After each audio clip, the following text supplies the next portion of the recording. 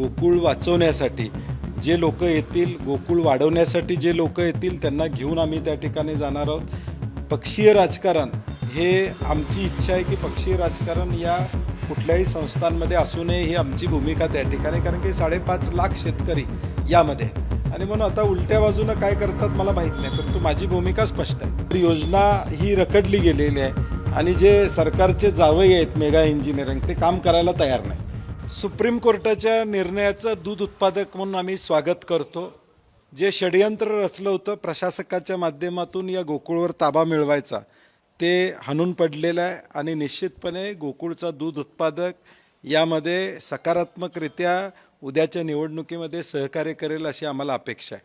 आम्ही सातत्यानं म्हणत होतो की 1200चा निकाल लवकर लावून या संस्था मतदानास पात्र करून, ज्या पात्र असतील त्यांना पात्र करून ताबडतोब निवडणुका घ्या, कारण की शेवटी मतदानाचा हक्क हा राहणं अत्यंत गरजेचं आहे.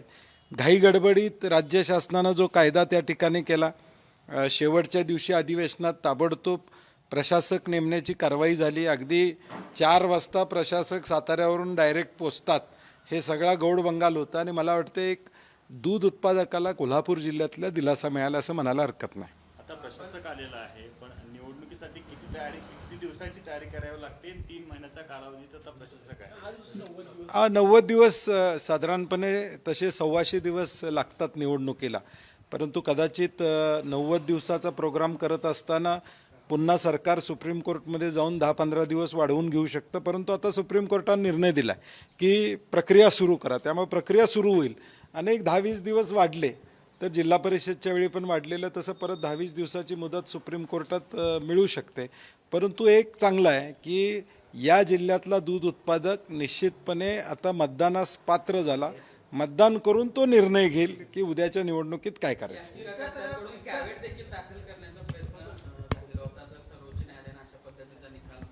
नाही, मला वाटते जे मुद्दे सुप्रीम कोर्टासमोर त्या ठिकाणी आले की डिसेंबरमध्ये ही प्रक्रिया साधारणपणे त्या ठिकाणी सुरू झाली होती.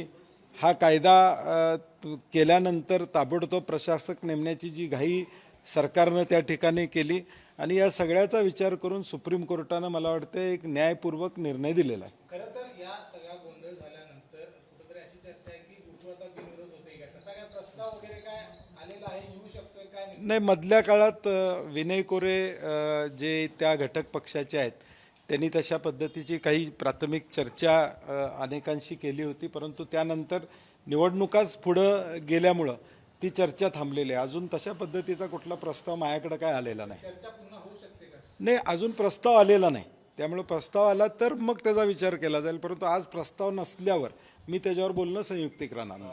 हा निर्णय कोणाला छपरा काय? नाही, सरकारलाच आहे. म्हणजे आज महायुतीतले घटक त्या ठिकाणी प्रशासक कोणी आणला? सरकारनं आणला.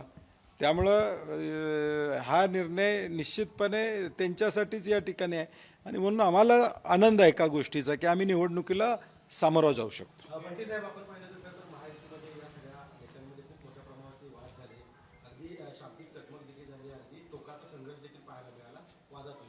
आता खरं तर आमदार शिवाजी पाटील यांच्यावरती 100 कोटीचा फौजदारीचा बदनामीचा दावा जो आहे तो आता मुस्लिम साहेब न्यायालयात दाखल करताय, कसं पाहताय? नाही, मला वाटते मी परवासुद्धा पत्रकार परिषदमध्ये सांगितलं, हा महायुती अंतर्गत वाद त्या ठिकाणी, त्यामध्ये गोकुळ भरडला जाऊ नये एवढी आमची अपेक्षा आहे आणि कोल्हापुरातली जनता सुज्ञ आहे. हे निवडणुकीच्या आधीच ह्यांच्यात एवढी भांडणं असतील तर उद्या निवडणुकीला सामोरं जाताना काय करणार आहेत. त्यामुळं निश्चितपणे एक चांगला पर्याय आम्ही देऊ. 90 दिवसात निवडणुका म्हणजे साधारणतः पावसाळ्यातच ह्या सगळ्या निवडणुका येतील असं चिन्हासाठी सगळे आहेत, याचा काही नाही, म्हणून मी म्हटलं तसं सुप्रीम कोर्टानं निर्णय दिलेला आहे. सरकार त्यामध्ये एखादी इंटरव्ह्यू ॲप्लिकेशन देऊ शकतं, एखादा महिना 2 महिना मुदतवाढ देण्याचा किंवा 1 महिना 2 महिना किमान प्रक्रिया सुरू होऊन ठराव तरी येऊ शकतात. आता ठरावाची प्रक्रिया 45 दिवसाची आहे, ती किमान त्या ठिकाणी पूर्ण होईल आणि त्यानंतर मतदान पावसाळ्याच्या ऐवजी पुढं घ्यावं असं एखादा महिना लेट देखील होऊ शकतं. नाही, तसा काही मार्ग निघणार नाही, कारण की जे कोर्टामध्ये 1100-1200 संस्था लिक्विडेशनचे जे सुनावण्या चालू आहेत, आमची ठाम भूमिका आहे की त्या सुनावण्या पूर्ण झाल्या पाहिजेत, त्या संस्थांना न्याय मिळाला पाहिजे, ही आमची ठाम भूमिका. नाही, आता आज कसं आहे की आज निवडणुका पुढं जाणार असं वातावरण होतं. आज सुप्रीम कोर्टानं न्याय दिलेला आहे आम्हाला. त्यामुळं आत्ता चर्चा सुरू होतील, एकदा ठराव गोळा झाले. कारण की शेवटी हे नंबर्सवर सगळ्या गोष्टी त्या ठिकाणी अवलंबून आहेत. आणि म्हणून हा नंबर्सचा आकडा उद्या भविष्यकाळात काय होतो आणि कुठल्या पद्धतीनं जातो, म्हणून मी परवा देखील सांगितलं की आम्ही समविचारी जे येतील त्यांच्याबरोबर आम्ही आघाडी करू. पण ही निवडणूक आहे, आता येणारी गोकुळची निवडणूक आहे, ही गेल्या वेळेसारखी खरं तर स्थानिक आघाडीच्या बाबतीत होणार की महाविकास आघाडी विरुद्ध महायुती असेल? नाही, मी तर माझी भूमिका स्पष्ट केलेली आहे की माझ्याबरोबर गोकुळ वाचवण्यासाठी जे लोक येतील, गोकुळ वाढवण्यासाठी जे लोक येतील त्यांना घेऊन आम्ही त्या ठिकाणी जाणार आहोत.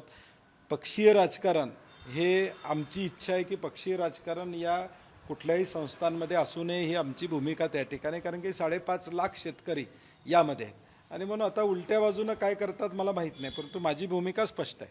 खरं तर महापालिका असेल, त्याच्यानंतरच्या स्थानिक स्वराज्य संस्था असतील आणि आता गोकुळ, सतेज पाटील विरुद्ध उर्वरित जिल्ह्यातील नेते असं चित्र होते. या निवडणुकीत काय तसंच चित्र राहील? या निवडणुकीत गोकुळ उत्पादक विरुद्ध बाकीचे असणार आहेत.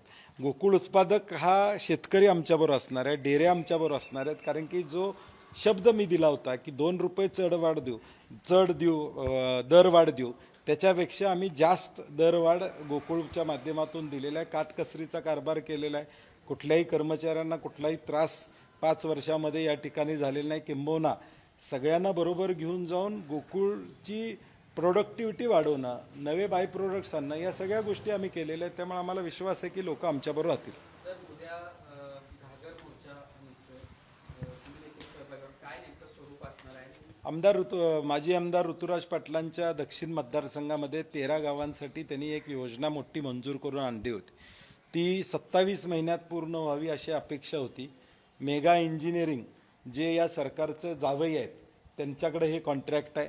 अजून कुठलंही काम झालेलं नाही. त्यांना मुदत 2026पर्यंत दिलेली आहे. त्या 26च्या मुदतीत सुद्धा त्या ठिकाणी काम अपूर्ण आहे. त्यामुळे ऋतुराज पाटील आणि सर्वांनी या 13 गावातल्या महिलांसकट घागर मोर्चा काढण्याचा निर्णय घेतला आहे. कारण की भर उन्हाळ्यात आता पाणी मिळत नसेल तर योजना ही रखडली गेलेली आहे आणि जे सरकारचे जावई आहेत मेगा इंजिनिअरिंग ते काम करायला तयार नाही. त्यामुळं सरकार आणि मेगा इंजिनिअरिंगच्या विरोधातला हा उद्या घागर मोर्चा आहे. अशाच नवनवीन अपडेट्ससाठी डिजिटल कोल्हापूर चॅनेलला सबस्क्राईब करायला विसरू नका.